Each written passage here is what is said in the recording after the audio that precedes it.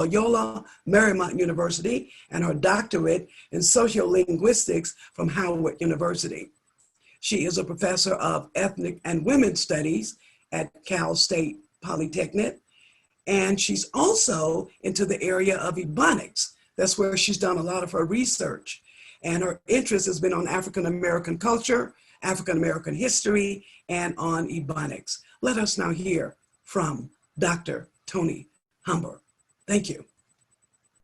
Sister Ingrid, Queen Mother Sakara, I sit before Khufu at sunrise, a waterfall in my backyard, my ancestral tribute. The blue glass image behind me represents the Ankh, key of life, the Akawaba, the Ashanti fertility symbol, and Pi, the mathematical symbol for circularity. Finally, in the center of the blue glass is the symbol Jinyami, for the omnipresence of God. As I wrote this piece Thursday morning, a hummingbird flew under a canopy of vines in my backyard and flew very near me. I have never seen one do that and get so close. It must be your spirit, dear sister, as Khufu at sunrise is flowing freely. This indeed is an extraordinary moment for me, and it is my honor to celebrate you in nature's presence. I first saw Queens of the Nile Now in 1984 at the first Nile Valley Conference at Morehouse College. This experience forever changed my teaching methodology, and as a result, I incorporated storytelling and the presentation of African queens, kings, gods, and goddesses, and African diaspora historical figures into my teaching practice. In my African American experience classes comprised of multi-ethnic students, I required them to become the voices of African royalty, voices of the enslaved who were freedom seekers, and voices of those who helped them along the Underground Railroad. Finally, they portrayed the voices of courageous freedom fighters and martyrs during the civil rights movement and contemporary times. From these roles, students became micro-historians. Annually, they participated in my Queens and Kings pageant during Black History Month to celebrate the struggles and triumphs of the African diaspora for the university community. Many of them still remember their historical names and parts more than 18 years later.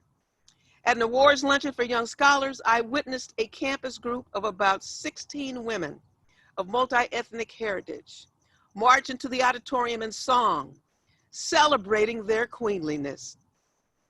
I discovered they were shades of queens and realized that at least 4 or 5 of them had been in my classes. I thought, wow, they did listen and valued themselves as queens of all shades. Dear Sister Ingrid, Queen Mother Sakara, 36 years after first seeing your African royalty perform with Brother Adisa as he powerfully narrated their stories, I celebrate the profound influence you had on my very academic being and my method of teaching. My students remember how they felt in their royal personages, and I will never forget the lightning bolt of awareness you awakened in me to bring historical performances to my students.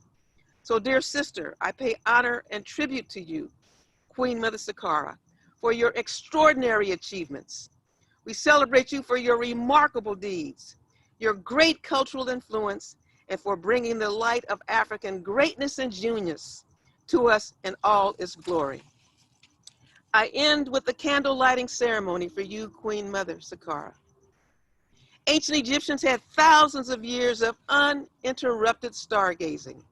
At night, the brilliance of trillions of stars must have looked as though God flung pinpoints of fire into the heavens as gifts of love to light the night's darkness and to shine eternally for those they loved. And so, on an occasion such as this, they said, for you, my dearest loved sister, Queen Mother Sakara, I light a fire in the sky. Our love dispels darkness. We place the pot over the fire, add water, flour, and meat. We shall nourish each other with words and bread. Queen Mother Sakara certainly nourished us with powerful words and performances that brought forth the beauty and greatness of African royalty. The ancients said, "We are born of stars, of pale moonlight skimming mountaintops. We are born of sky filled with light. At times we can be grumpy and we may darken and can be various as weather. But we know Queen Mother Shakara's profound love for her people was as predictable as sunrise, moonset, the winds that blow, breathtaking as the star Sirius shining in an evening sky. To Queen Mother we say, we are for you.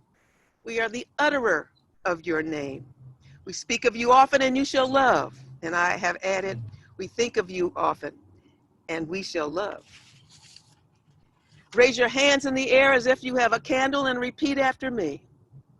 Fire of love, burn brightly, burn purely, burn lovingly, burn eternally for our dear sister Ingrid, Queen Mother Sakara, loving mother, wife, daughter, dear friend, institution builder, cultural icon, woman of profound African knowledge and faith, and one who honored our ancestors regally. Ashe, Ashe, Asheo, Amen. Wonderful. What a beautiful and heart-touching tribute to our Queen Mother Sakara. I trust that that piece can be available to us to put on our walls if the family so deserves. And I now raise forth my candle in tribute to our Queen Mother. Thank you. Thank you, Professor.